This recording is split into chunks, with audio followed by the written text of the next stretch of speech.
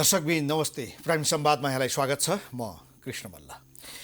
मुलुकको राजनीतिक अवस्थाको बारेमा आज पनि हामी छलफल गर्न गइरहेका छौँ र खास गरी ओली सरकारका गतिविधि र ओली सरकारलाई विस्थापित गरेर वैकल्पिक सरकारको जो प्रयास भइरहेको छ त्यो कहाँ पुग्यो, मूलतः हामी यो विषयमा केन्द्रित हुन गइरहेका छौँ र यसको निम्ति जनता समाजवादी पार्टीका नेता गङ्गानारायण श्रेष्ठ हामीसँग हुनुहुन्छ। स्वागत छ यहाँलाई।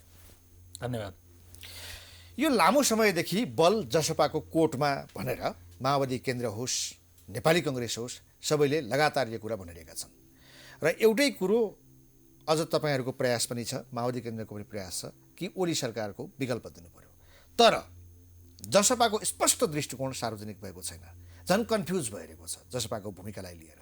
यो सरकारलाई हेर्ने दृष्टिकोण जसपाको अहिलेसम्म किन क्लियर हुन नसक्यो? अब खास गरिकन हाम्रो दृष्टिकोण त क्लियरै हो जनता समाजवादी पार्टीको, तर पछिल्लो चरणमा आइसकेपछि पार्टीभित्र केही बहसहरू छन्। हाम्रो पार्टीको 5 जना पदाधिकारीहरू हुनुहुन्छ। उहाँहरू 5 जना मध्येमा केहीको अहिले तत्काल ओली सरकारलाई विस्थापन गरिकन नयाँ वैकल्पिक सरकार निर्माण गर्नुपर्छ भन्ने र केहीको चाहिँ होइन, ओली सरकारले नै हाम्रा मागहरू मुद्दाहरू पुरा गरिदिन्छन् भनेदेखि ओली सरकारसँग नै सहकार्य गरेर या ओली सरकारकै नेतृत्वमा भएको सरकारमा पनि सहभागी बन्न सकिन्छ भन्ने पनि छ। यो कुरा अहिले सबैलाई थाहा भइसक्यो। यो कहीँ लुकाउनु पर्ने छिपाउनु पर्ने खालको विषय छैन। र हामी केन्द्रीय कार्यकारिणी समितिमा रहेका सदस्यहरूले चाहिँ के भनिराखेका छौँ भने यो त तपाईँहरू 5 जनाको विचार भयो, 5 वटा पदाधिकारी तपाईँहरूको विचार भयो र यो विचार वास्तवमा कुन चाहिँ ठिक हो चाहिँ त्यसको लागि केन्द्रीय कार्यकारिणी समितिको बैठक बोलाउनुहोस् र केन्द्रीय कार्यकारिणी समितिको बैठकबाट आधिकारिक रूपमा यसलाई निर्णय गराउनुहोस् भनेर हामीले भनिराखेका छौँ।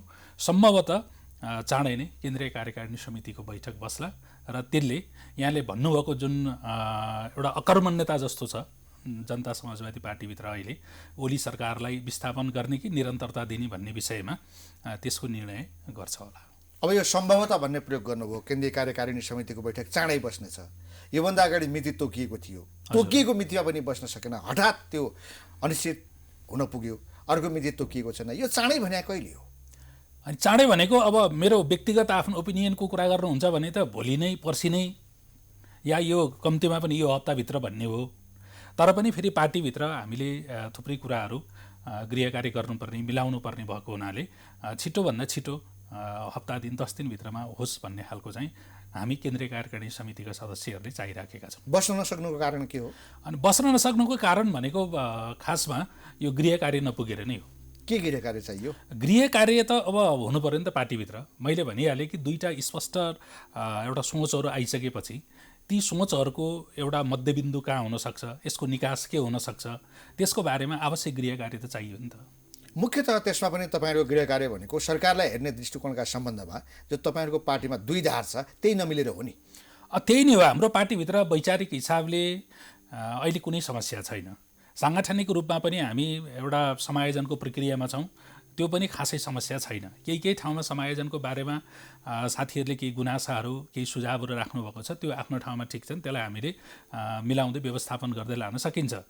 खास गरिकन पछिल्लो चरणमा जो कार्यदिशाको विषयमा नै या अहिले तात्कालिक हिसाबले के गर्ने भन्ने विषयमा नेताहरूको बिचमा जुन ढङ्गको एउटा मतभिन्नता देखा परिराखेको छ, त्यसैमा नै हामीले अलिकति बढी गृह कार्य गर्नुपर्ने देखिन्छ। बाबुराम लगायत उपेन्द्र यादवको प्रतिवेदनमा जुन केन्द्रीय कार्यकारिणी समितिको बैठकमा पेश गर्ने भनेर चर्चामा थियो, त्यसमा चाहिँ यो सरकारलाई एउटा प्रतिगमनको हेडक्वार्टरका रूपमा चित्रित गरिएको र त्यो कुरा चाहिँ महन्त राजेन्द्रहरू मान्न तयार नभएको, मूल तपाईँहरूको समस्याको विवादको जड त्यही हो? होइन, उहाँहरू मान्न तयार नभएको भन्ने कुरा नै सत्य कुरा होइन कि। तपाईँले सबै लिपिबद्ध भएका डकुमेन्ट्सहरू हेर्न सक्नुहुन्छ कि पुसको 5 गते प्रतिनिधि सभाको विघटन प्रधानमन्त्रीजीले गर्नुभयो। पुसको 6 गते जनता समाजवादी पार्टी मात्रै एउटा यस्तो पार्टी हो कि जसले प्रारम्भिक रूपमा आफ्नो प्रतिक्रिया दिएको थियो एउटा स्टेटमेन्ट मार्फत। र उसले के भनेको थियो भनेदेखि पुस 5 गतेको प्रतिगमनकारी कदम हो यो प्रतिनिधि सभाको विघटन गर्नु भनेको, यो असंवैधानिक कदम हो, यो अलोकतान्त्रिक कदम हो भनेर 3टा शब्दमा कोड गरिएको थियो। र त्यसमा त हाम्रो अहिले अध्यक्ष द्वय महन्त ठाकुर र उपेन्द्र यादव दुवैजनाले हस्ताक्षर गर्नुभएको छ। त्योभन्दा पछि केन्द्रीय कार्यकारिणी समितिको बैठक भएको छ। त्यो केन्द्रीय कार्यकारिणी समितिको बैठकमा पनि त्यही कुराहरू त्यहाँ लेखिएको छ। त्यो सबै दस्तावेजीकरण भएको छ है। त्यहाँ पनि उहाँहरूले हस्ताक्षर गर्नुभएको छ र पार्टीभित्र आन्तरिक रूपमा सर्कुलर गरेर दुईटै अध्यक्षको हस्ताक्षरबाट गएको छ। र सँगसँगै पुसको 5 गते प्रतिनिधि सभाको विघटन भयो। 6 गते स्टेटमेन्ट मार्फत त्यो प्रतिनिधि सभाको विघटनको कदमलाई विरोध गरियो र 7 गतेबाट प्रतिनिधि सभा विघटनको कदमको विरुद्धमा निरन्तर रूपमा सर्वोच्च अदालतले फैसला नदिँदासम्म जनता समाजवादी पार्टी त सडकमा थियो नि।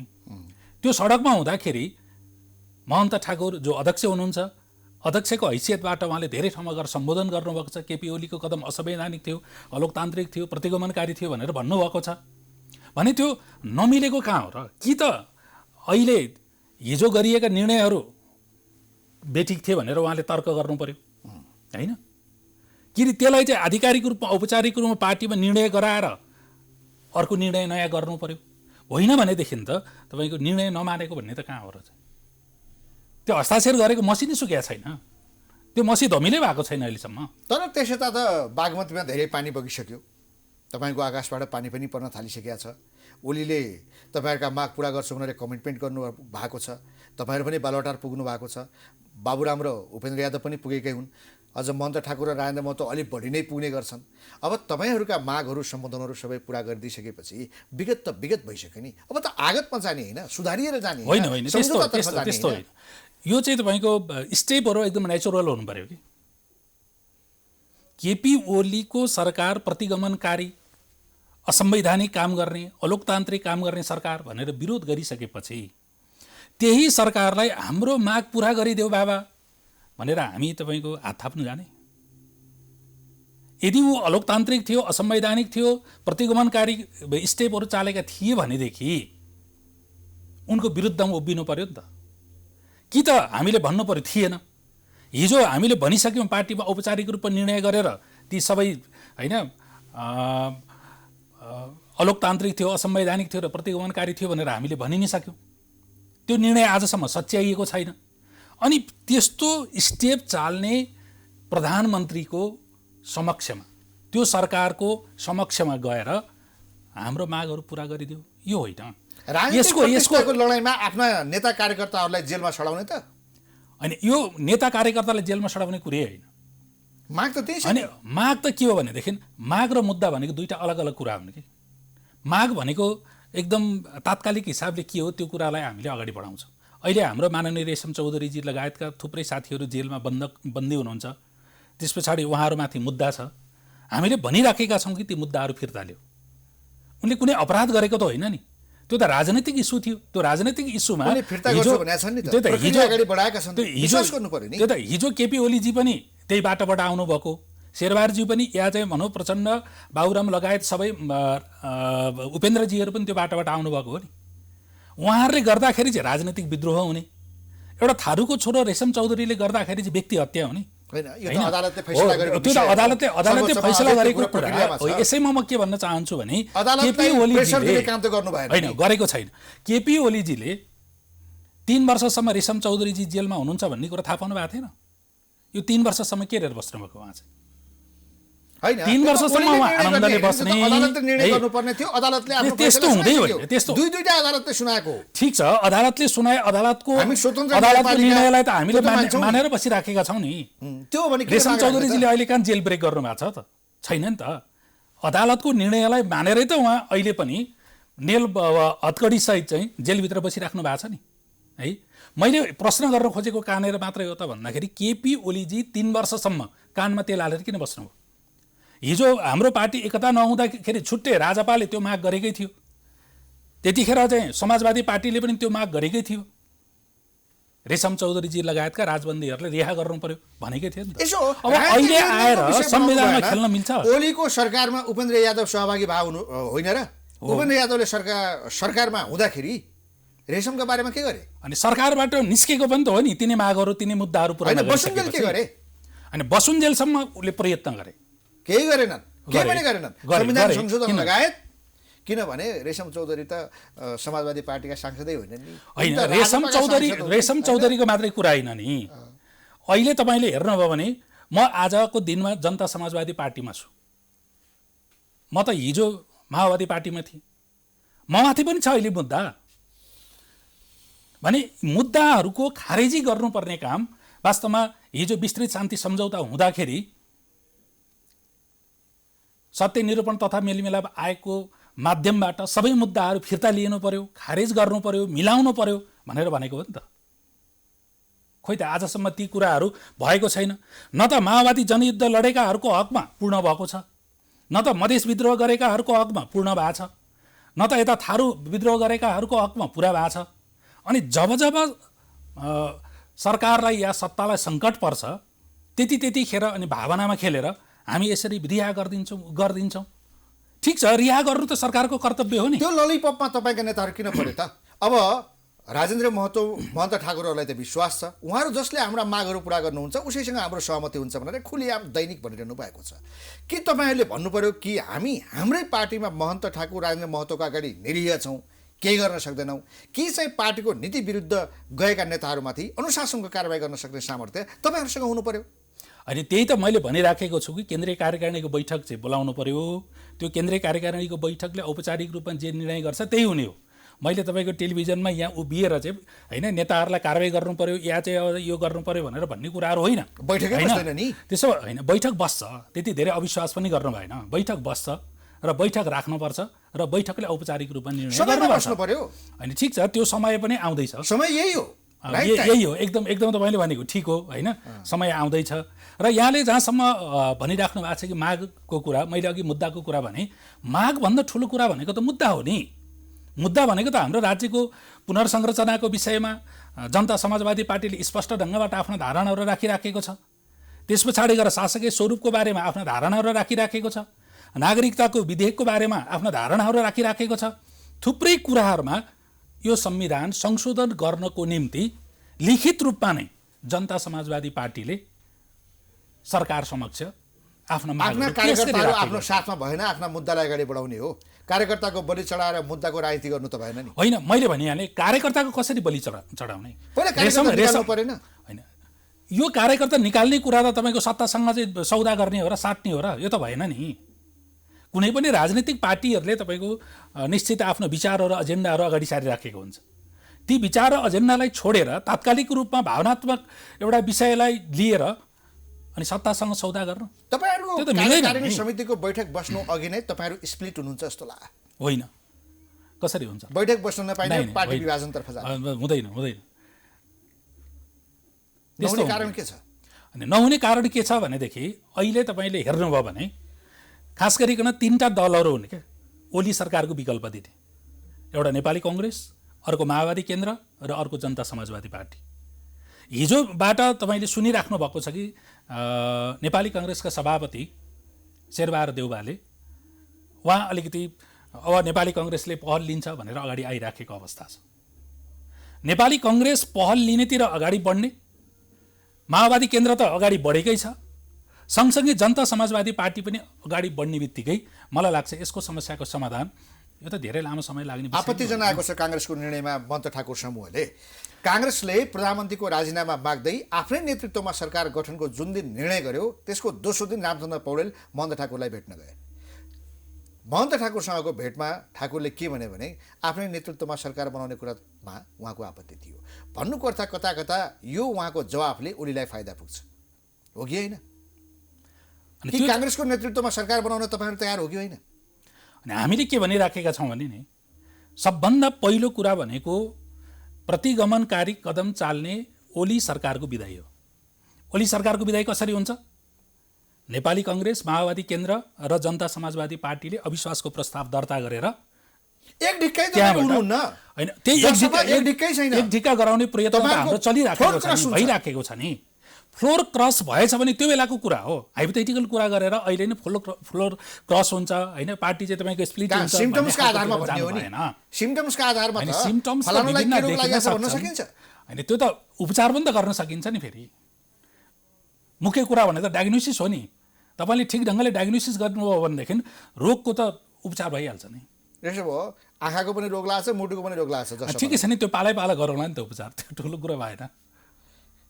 आशंका के पनि गरिएको छ भने जसपा आफ्नै नेतृत्वमा सरकार बनाउन चाहन्छ, कि डाक्टर बाबुराम भट्टराई कि महन्त ठाकुर। त्यही भएर यो भुलभुलैयामा अन्य दलहरूलाई पारिएको छ। होइन, हामीले के भनेका छौँ भने प्रमुख प्रतिपक्षी दल हुनुको नाताले र सबभन्दा ठुलो होइन एउटाले सङ्ख्यात्मक हिसाबले सांसदहरू लिएर बसेको दल नेपाली कङ्ग्रेस हुनुको नाताले उसले दाबी गर्ने कुरो नेचुरल हो र उसले नेतृत्व ल्याओस् भनेर हामीले चाहिराखेको। तर देश चाहिँ अहिले अनिर्णयको बन्दी जस्तो बनिराखेको छ। कति दिनसम्म पर्खने? तपाईँले भन्नुभएको जस्तो ढिलो भयो, एकदम राइट टाइम त यही हो भने अहिले कम्तीमा पनि नेपाली कङ्ग्रेस अलमलमा पर्छ भनेदेखि हामी जसपा पनि तयार छौँ भनेर हामीले भनेकै हो। मलाई अलिअलि के सम्झना हुन्छ भने डाक्टर बाबुराम भट्टराई स्वास्थ्य उपचारको निम्ति भारत पजाँदाखेरि नेपालमा राजनीतिक अलिकति अस्थिरता देखिएको बेलामा उहाँले ट्विट गर्नुभएको थियो एउटा। उहाँले त्यो बेलामा सहमति सरकारको कुरालाई जोड दिइरहनु भएको थियो। अहिले पनि सहमति सरकार उपयुक्त हो भन्ने चिज उहाँको दृष्टिकोणबाट बुझ्न सकिन्छ। यो हिसाबले हेर्दाखेरि त डाक्टर बाबुराम भट्टराई पनि यो अल्पमत बहुमत होइन, सकभर सहमति सरकार बनाऊ र त्यसको नेतृत्व आफै गरौँ भन्ने किसिमको सङ्केत त्यो देखियो। महन्त ठाकुरको त छताछुल्लो भइसक्यो। अनि आफै गरौँ भनेर उहाँले अहिलेसम्म काहीँ अभिव्यक्ति दिनुभएको मलाई थाहा छैन। सङ्केतका रूपमा मुख्य होइन, सङ्केतको रूपमा भन्दा नि मुख्य कुरा भनेको देशले निकास पाउनु पर्यो कि अहिलेको गति उपरोध कहाँ भएको छ भन्दाखेरि ओली सरकारको निरन्तरताको कारणले भएको छ नि। सबभन्दा पहिलो प्रायोरिटी भनेको त ओली सरकारको विदाई हो। त्यस पछाडि तपाईँले भन्नुभएको जस्तै सहमति सरकारको गठन हो र त्यो सहमति सरकारको गठन गरिसकेपछि अनि हाम्रो पार्टीभित्र हाम्रा नेताजीहरूले भन्नुभएको जस्तो अनि त्यस पछाडि आफ्ना मागहरू पुरा गराउने, आफ्ना मुद्दाहरू पुरा गराउनेतिर जाने हो कि यो भनेको चाहिँ नेचुरल स्टेप हो कि। अब त्यो बाटोमा गयो भने ठिकै छ। तर अर्को बाटो के पनि छ भने अब तपाईँहरूको पार्टीको विवादको कारणले अर्को परिस्थिति जन्मिन सक्ने खतरा पनि छ। महन्त ठाकुरलाई प्रधानमन्त्री बनाएर ओली गभर्मेन्टले अथवा ओलीको टिमले उहाँलाई समर्थन गर्ने र त्यसमा अन्य समूहहरू पनि आउन सक्ने, त्यो तपाईँलाई स्वीकार्य हुन्छ कि हुँदैन? होइन, हामीले हाम्रो पार्टीभित्र कसको नेतृत्वमा बनाउने भनेर अहिलेसम्म छलफल नै सुरुवात गरेका छैनौँ। अनि छलफल नै सुरुवात गरेका छैनौँ। त्यसो भएको हुनाले अहिले म व्यक्तिको बारेमा महन्त ठाकुर हुने या चाहिँ बाबुराम भट्टराई हुने या उपेन्द्र यादवजी हुने होइन अहिले मैले भन्न सक्ने कुरा होइन। हाम्रो पार्टीभित्र औपचारिक रूपमा जब बैठक बस्छ, बैठकले कसको नेतृत्वमा जसपाको सरकार बन्छ या चाहिँ जसपाको सरकार बनाउन सम्भव छ भन्ने निर्णय गर्छ, त्यतिखेर भन्ने कुरा हो। त्यसो भएको हुनाले अहिले त हाम्रो दाबी के मात्रै हो त भन्दाखेरि अरू अलमल गरेर नबसौँ, टाइम वेस्ट नगरौँ र त्यसको लागि निकास दिन जनता समाजवादी पार्टी पनि सरकारको नेतृत्व गर्न तयार छ भनेर हामीले भनेका हो। अलमलको निम्ति अर्को एजेन्डा पनि नेपाली राजनीतिमा आइसक्यो, एमसिसी। यसले राजनीतिक दलहरूलाई ध्रुवीकरण गर्ने सङ्केत देखिएको छ। पछिल्लो केही समय यता प्रधानमन्त्रीले त एमसिसी भनिरहनु भएको छ। सर्वदलीय बैठक भनेर विभिन्न नेताहरूलाई, विभिन्न पार्टीहरूलाई बोलाएर त्यहाँ पनि एमसिसीको सन्दर्भ निकाल्नु भएको छ। यो एमसिसी भनेको खतरनाक अस्त्र प्रधानमन्त्रीले ल्याउने बित्तिकै काङ्ग्रेसले समर्थन गरिहाल्यो। यसका कारण काङ्ग्रेस, माओवादी केन्द्र, जसपाको गठबन्धन बन्न नसक्ने, ओलीलाई मद्दत पुग्ने ध्रुवीकरण त त्यसरी देखिन थाल्यो नि। अनि यो अहिले जुन इस्युमा राष्ट्रिय राजनीति घुमिराखेको छ नि, यसमा एमसिसी ल्याउनु पर्ने कुनै जरुरत नै थिएन। दालमै कुछ काला आयो भनेको जस्तै अहिले प्रधानमन्त्रीजीको नियत एमसिसीको बारेमा राम्रो देखिँदै छैन, एकदम प्रष्ट।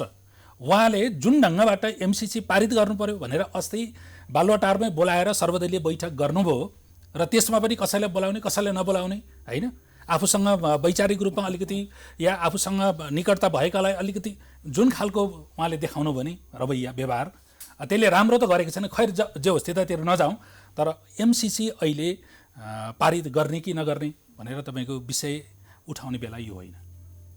यसले तपाईँले भन्नुभएको जस्तै हुन्छ के भन्दाखेरि अलिकति ध्रुवीकरण गर्न सकिन्छ कि नेपाली कङ्ग्रेसलाई चाहिँ अलिक न्युट्रल गर्न सकिन्छ कि कुरो निकाल्नु भयो होला भन्नु त। उहाँले पटक पटक एकदम प्रश्न कुरा नाममा सम्बोधन गरेर भन्नुभएको छ एमसिसीको बारेमा। होइन, प्रश्न कुरा के हो भने भएको छ त्यही त प्रश्न कुरा के हो भनेदेखि उहाँ आफ्नो सत्ताको आयु लम्ब्याउन चाहनुहुन्छ। एमसिसीले सत्ताको आयु लम्बिन्छ उहाँलाई लाग्यो होला नि त, लम्बिन्छ कसरी? अनि कसरी हुनसक्छ भनेदेखि अहिले जस्तो नेपाली कङ्ग्रेसले पनि हिजोदेखि संस्थागत रूपमा पनि एमसिसी पारित गर्नुपर्छ भन्ने निर्णय नै गरेर अगाडि बढेको छ। अब अहिले एमसिसीको कुरामा दुईवटा पार्टीको कुरा त मिल्ने भयो नि त, एमालेको र नेपाली कङ्ग्रेसको कुरा त मिल्ने भयो। त्यसैमा पनि प्रधानमन्त्रीजीले खेल्न खोज्नु भएको हो कि यदि यसो हो भने त त्यसमा त अन्तर्राष्ट्रिय शक्तिहरूको चलखेल पनि व्यापक हुन्छ, उनीहरूको इसारा पनि प्रशस्तै छ। त्यो हो भने त तपाईँहरूको त सपना चकनाचुर हुने भयो, गठबन्धन पुरा नहुने भयो, ओली सरकारको जो विदाई भन्दै हुनुहुन्छ तपाईँ, त्यो सम्भव नहुने भयो। होइन, यो कुनै तपाईँको पार्टी विशेषको या व्यक्ति विशेषको सपनाको कुरै होइन कि, देश त फस्यो नि त। देश यस्तो नराम्रो एउटा अन्धकारमा फसिराखेको छ कि यसलाई त हामीले कुनै न कुनै ढङ्गबाट निकास त दिनुपर्छ नि। त्यो निकास दिने भनेको चाहिँ संविधानको धारामा टेकेर हो, वैधानिक रूपमा मिलाएर हो। त्यो भनेको के हो भनेदेखि पहिलो कुरा त ओली सरकारले सर्वोच्चले फैसला गरिसकेपछि कम्तीमा पनि हिजो मैले संसद विघटन गरेको थिएँ, आज सर्वोच्च अदालतले रिस्टेट गरिदियो। मलाई नैतिक रूपमा विघटित आफैले विघटन गरेको सरकारको नेतृत्व गर्ने नैतिकता छैन भने राजीनामा दिएको भए हुन्थ्यो।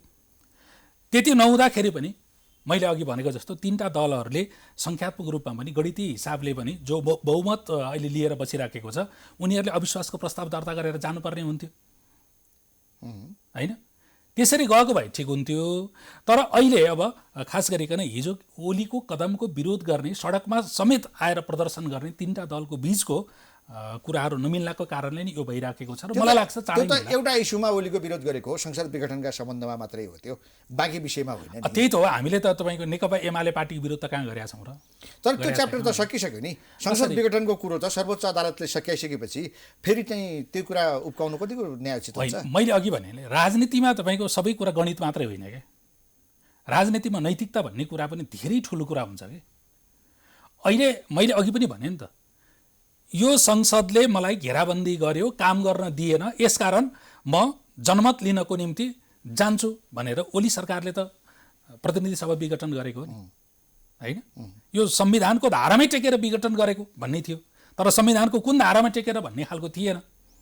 राष्ट्रपतिले उताबाट स्ट्याम्प लाउँदै गर्दाखेरि चाहिँ गरेका थियो, तर त्यसको व्याख्यामा विवाद थियो। तर चाहिँ तपाईँको अहिले यहाँसम्म आउँदाखेरि मैले भने नि त, आफैले विघटन गरेको संसद सर्वोच्च अदालतले पुनर्स्थापना गरिसकेपछि त्यही संसदको अहिले प्रधानमन्त्री बनेर बस्नुहुन्छ भने क्या।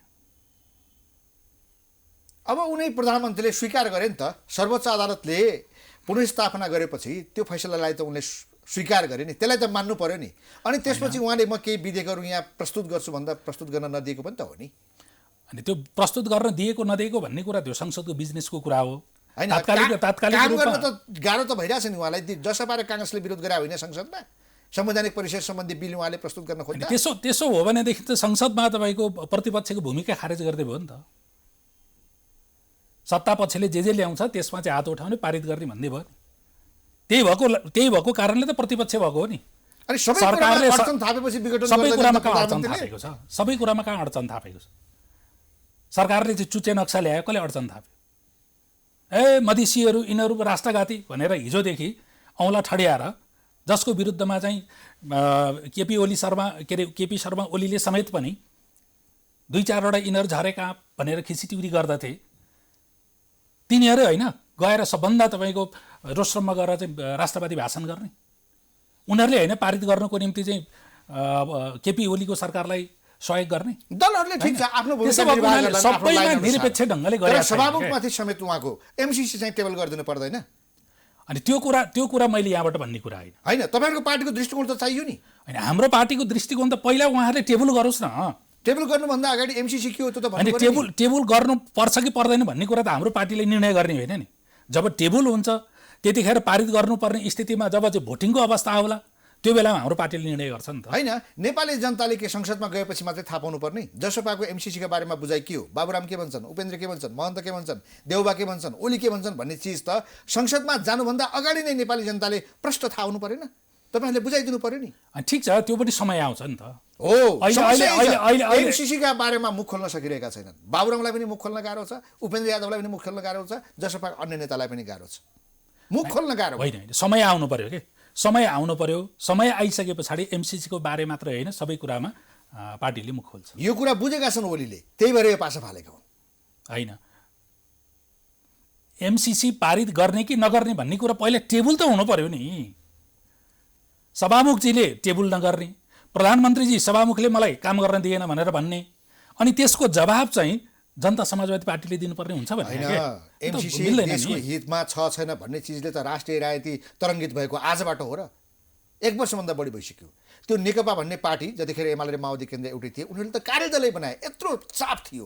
तपाईँहरू जस्तो विद्वानहरूको जमघट भएको पार्टीले यो बारेमा सुसूचित गरिदिनु पर्दैन? ठिक छ, पर्छ, त्यसमा मैले पर्दैन भनेर भनेको छैन, तर समय आउनु पर्यो भन्नेको मात्रै हो।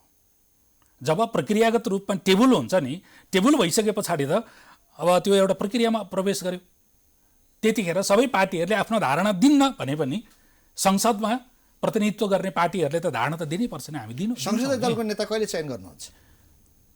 यो पहिला हाम्रो केन्द्रीय कार्यकारिणीको बैठक चाहिँ बस्छ, त्यस पछाडि संसदीय दलको नेता पनि चयन हुन्छ। जसपाको हरेक कुरा पेन्डिङमा छ, 3टा कुरा। संसदीय दलको नेता पनि पेन्डिङमा, त्यसमा पनि तपाईँहरूलाई छिनोफानो गर्न गाह्रो भयो।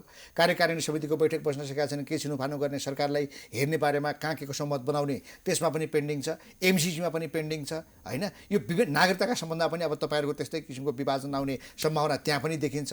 किनभने यो त मोटो कुरा के हो, मुख्य लक्ष्य के हो, के राम्रो के नराम्रो भन्दा पनि राजनीतिक गठबन्धनहरू कहाँ के कसो हुन्छन् त्यो हिसाबले धारणा बनाउने काम जसपामा देखिएको छ। तपाईँहरू यो अन्यलमा कहिलेसम्म बस्नुहुन्छ र कहिले नेपालीको राजनीतिलाई जसपाबाट क्लियर पार्नुहुन्छ? यो तपाईँहरू पेन्डिङमा कहिलेसम्म बस्ने? अनि यो पेन्डिङ सबै कुराहरू त छैनन् तपाईँले भन्नुभएको जस्तो, तर पछिल्लो चरणमा आउँदाखेरि केही विषयहरू बहसमा छन्। यो कुरा फेरि सत्य हो, साँचो कुरा हो, र त्यसको निम्ति नै हामीले केन्द्रीय कार्यकारिणीको बैठकको बारेमा अहिले जो गृह कार्यहरू भइराखेको छ र चाँडै नै केन्द्रीय कार्यकारिणीको बैठक सम्भवतः बसिसके पछाडि तपाईँले भनेका कुराहरू निर्णय हुँदै जान्छ। नेपालको राजनीतिमा के छ भने यो अन्तर्राष्ट्रिय शक्तिहरूको प्रभाव, एमसिसीको कुरो त्यत्तिकै आएको होइन। अहिले म्यानमारको उदाहरण दिने गरिन्छ। म्यानमारले पनि के गरेछ भने उसले चाइनाको BRI प्रोजेक्टलाई स्वीकार गरेछ। त्यो BRIलाई अगाडि नबढाएको कारणले चीनको प्रोभोकेसनमा त्यहाँको सेना अगाडि बढेको, यो किसिमको कुराहरू विश्लेषण हुन थालेको छ। ठ्याक्कै त्यसलाई नेपालमा लेट गर्दाखेरि यहाँ BRI र एमसिसीको पनि द्वन्द्व छ। अन्तर्राष्ट्रिय शक्ति केन्द्रहरूको पनि चलखेल त्यस्तै छ। भर्खरै भारतबाट राजाको हैसियतमा त्यत्रो ठुलो सम्मान प्राप्त गरेर नेपाल फर्किएका राजालाई त्रिभुवन विमानस्थलमा बाजागाजासहित भव्य स्वागत गरेर हजारौँहरूले ल्याएका छन्। यो व्यवस्थामाथि, यो संविधानमाथि प्रश्नहरू उठेका छन्। राजाको आगमन हुन्छ कि यो गणतन्त्र जान्छ कि होइन, संविधानै यो कोल्याप्स हुन्छ कि भन्ने कहीँ यो राष्ट्रिय अन्तर्राष्ट्रिय चलखेलहरूका बिचमा हाम्रो व्यवस्था, हाम्रो यो संविधान नै जान थाले त होइन नि? यसलाई यसरी बुझ्न आवश्यक होला मेरो विचारमा। पहिलो कुरा, आफ्नो घरभित्र आफ्नो घर कसरी चलाउने भन्ने आफ्नो घरभित्रकै सरसल्लाह अनुसार हुनुपर्छ। घरमा झगडा गर्ने, झगडा पनि सामान्य ढङ्गबाट होइन कि, घरलाई खरानी पार्ने गरेर आगो झोस्ने, अनि त्यस पछाडि चाहिँ पल्लो घरको मान्छेले किन बोल्यो भनेर चाहिँ तँ चुप लाग भनेर भन्ने यो कुरा पनि मिल्दैन कि। 12 बुधे गर्दा हामीले घर सल्लाह गरेका थियौँ र त्यो घरभित्र भएको थियो, किन नहुने? 12 बुधे कहाँ भएको? त्यसमा कसको इन्भल्भमेन्ट थियो? नै, संसारमा तपाईँले हेर्नुभयो भनेदेखि त्यस्ता खालका थुप्रै उदाहरणहरू पाउनुहुन्छ कि। त्यसो भएको हुनाले हामीले कुन भूमिमा भएको थियो, कुन सहरमा भएको थियो, कुन देशमा भएको थियो भन्ने खालको कुरा भएन। हिजो हामीले द्वन्द्व गर्दाखेरि बिन्ती पत्र कुन देशलाई हालेका थियौँ? नेपालीहरूको पहलमा भएको थियो। नेपालमा भएको तत्कालिक माओवादीले गरेको जनयुद्ध नेपाली जनताको पहलमा भएको थियो। त्यसो भएको हुनाले त्यसमा त्यो जनयुद्धको ओजलाई, त्यसको गरिमालाई होइन हामीले तपाईँको न्यूनीकरण गर्न हुँदैन। धेरै मान्छेहरूले गलत ढङ्गले सम्प्रेषण गरेको छैन, कसरी हालेको छ? होइन, के मोहन वैद्य, सीपी गजलहरूले आज गलत भनिरहेका छन्? भारतका एसडी मुनिले सार्वजनिक गरेको कुरो गलत हो? त्यसलाई हामीले कसरी बिन्ती पत्र भनेर भन्न सक्छौँ? त्यतिखेर राजा वीरेन्द्रलाई पनि, जुन बेला राजा वीरेन्द्रको वंशनाश भएको थिएन, राजा वीरेन्द्रलाई पनि माओवादीले आऊ सहकार्य गरौँ त भनेर भनेको थियो नि। त्यसको अर्थ चाहिँ के माओवादीहरू राजावादी थिएन नि त। ऊ एउटा जनयुद्धमा थियो। जनयुद्धमा भइराखेको अवस्थामा छिमेकीहरूसँग कसरी डिल गर्नुपर्छ, राष्ट्रिय राजनीतिमै रहेका अरू शक्ति केन्द्रहरूसँग कसरी डिल गर्नुपर्छ, त्यो त तात्कालिक रूपमा उसले इस्यु अनुसार गर्ने कुरा भयो नि। त्यो भएको हुनाले त्यसलाई प्रवेश गराउन खोजेको हो कि हाम्रो राष्ट्रिय राजनीतिमा देखिने परिवर्तनहरू यहाँका महत्त्वपूर्ण मुद्दाहरूमा केवल राष्ट्रिय राजनीतिक दल र यहाँका नेताहरूले मात्रै निर्णय गर्न सक्ने सामर्थ्य गुमाइसके। यसमा छिमेकी लगायत बाह्य शक्तिहरूको प्रभाव, उनीहरूको भूमिका नाङ्गो रूपमा देखिसक्यो। अब यो कुरालाई पनि छिपाएर हुन्छ र भने गुमाइसके भन्ने अहिले निष्कर्षमा पुग्न हतारो हुन्छ। तर यहाँले भन्नुभएको जस्तै एउटा साँचो कुरा के हो भनेदेखि कुनै न कुनै ढङ्गबाट अहिले त संसार त एकदम ग्लोबलाइज हो नि है, एउटा गाउँमा रूपान्तरण भएको छ नि चाहिँ। त्यसो भएको हुनाले कुनै न कुनै ढङ्गबाट विभिन्न विश्वशक्ति राष्ट्रहरूको या चाहिँ क्षेत्रीय एउटा चाहिँ शक्ति राष्ट्रहरूको कुनै न कुनै इन्ट्रेस्ट यो देशमा पनि देखिन्छ। त्यो कुरा दुनियाँले बुझेकै जानेकै आजको राजनीतिक अन्योलको मुख्य कारण आन्तरिक लगायत बाह्य शक्तिहरूको द्वन्द्व पनि हो कि होइन? हो। जब बाह्य शक्तिहरूको इन्ट्रेस्टको द्वन्द्व हाम्रो देशमा भइरहेको छ र त्यसको परिणाम नेपाली राजनीतिक दलले देशले भोग्नु परिरहेको छ भने कसरी तपाईँहरू छिटोभन्दा छिटो विकल्प दिन सक्छौँ भनेर भन्न सक्नुहुन्छ? अनि यो मैले अघि पनि भनिसकेँ कि मैले आन्तरिक रूपमा घरको व्यवस्थापनको कुरा त्यसै गरेको होइन। अहिले तपाईँले बर्माको जो उदाहरण दिइराख्नु भएको छ, भोलि हामीले ढङ्ग नपुर्याउने हो भने हाम्रा दलै पिछेका स्वार्थहरू, त्यसमा पनि नेतै पिछेका स्वार्थहरू यहाँ टक्राउने हो भनेदेखि यो देश रणमैदान पनि हुनसक्छ। आज संसारमा माने पनि नमाने पनि शीतयुद्ध त सुरुवात भइसक्यो नि। त्यो शीतयुद्धको प्रभाव भूराजनैतिक रूपमा नेपाल जुन ठाउँमा अवस्थित छ यसले भोग्नुपर्ने खालको अवस्था पनि आइसक्यो। त्यसो भएको हुनाले नेपालका राजनैतिक दलका जिम्मेवार नेताहरूले त्यो अवस्था नहोस् भन्नको निम्ति अहिलेदेखि सचेतनतापूर्वक आफ्ना छिमेकीहरूसँग अत्यन्तै सन्तुलित ढङ्गको र कूटनैतिक रूपमा तपाईँको चातुर्यतापूर्वक व्यवहार गर्न जरुरी छ। तर त्यो देखिराखिएको छैन। यसले तपाईँले भनेको जस्तै चिन्तित तुल्याएको छ नेपालीले, यो कुरा सत्य हो। अब अन्त्यमा ओली बलिया पनि देखिँदैनन्। कर्णाली प्रदेशको स्थिति देखियो, गण्डकी प्रदेशको स्थिति देखियो, अधिवेशनै अन्त गरिदियो, प्रदेश एकमा पनि त्यही देखियो, लुम्बिनीमा पनि अब त्यस्तो किसिमको सबै चिजहरू देखिँदै आएको छ। ओलीमाथि पनि खतराको तरबार झुन्डिरहेको छ। माधव नेपाल पक्षले त फ्लोर क्रसै गर्न थालिसक्यो। काङ्ग्रेसको आज बैठक छ, माओवादी केन्द्रको पनि स्थायी कमिटी बैठक छ। उनीहरूले समर्थन फिर्ता लिने बारेमा पनि छलफल गर्लान्। अलिकति कन्फ्युजन तपाईँहरूको पार्टीमा हो, त्यो पनि चाँडै सङ्घलिएला। अब यो हिसाबले हेर्दाखेरि नेपाली राजनीति सङ्घलिएर स्पष्ट किताकाट भएर कहिलेसम्म अगाडि बढ्छ होला? यो चाँडै बढ्नुपर्ने हो। हेर्नु, म पनि वैयक्तिक रूपमा भन्नुपर्दाखेरि असाध्य हतारिएको अवस्थामा छु। तर यो त के हो भनेदेखि एकजनालाई हतारो लागेर मात्रै नहुँदो रहेछ, परिस्थिति परिपक्व पर्ने रहेछ। त्यसो भएको हुनाले छिट्टोभन्दा छिट्टो यो अन्योलताबाट देश जुन एउटा अँध्यारो गर्तभित्र जुन फसिराखेको छ यहाँबाट देशलाई उज्यालोतर्फ बढाउने सबै दलका सबै नेताहरूको जिम्मेवार भूमिका। ओली हुन्जेलसम्म हामी अँध्यारोमै हुन्छौँ, ओली बाहेक जो आए पनि उज्यालो हुन्छ। अनि ओली तपाईँको व्यक्तिको कुरा गरिनँ क्या मैले। ओली प्रवृत्ति भनेको के हो भन्दाखेरि प्रतिगमनकारी प्रवृत्ति नै हो क्या। यो परिवर्तनको, यो रूपान्तरणको, उसलाई स्वामित्व लिने अर्थात् चाहिँ त्यो दिशातिर अगाडि बढाउने ओली प्रवृत्ति होइन, पछाडि फर्काउने प्रवृत्ति हो। त्यसो भएको हुनाले अगाडि बढ्ने र पछाडि फर्कने प्रवृत्तिको बिचमा त द्वन्द्व त हुन्छ त बाबा। यो कुनै व्यक्ति ओलीको विरोध गरेकै होइन, प्रवृत्तिको विरोध गरे, ओलीइजमको विरोध गरे हो क्या हामीले। यो ओलीइजम रहेसम्म देश अगाडि बढ्दैन। यो कुरा चाहिँ एकदम प्रष्ट हो। हस्, धेरै धन्यवाद। हस्, धन्यवाद यहाँलाई। दर्शकवृन्द, प्राइम संवादमा हामीसँग जसपाका नेता गङ्गानारायण श्रेष्ठ हुनुहुन्थ्यो। उहाँसँगको कुराकानी सकिन्छ। हामी सबैलाई बिदा दिनुहोस्। नमस्ते।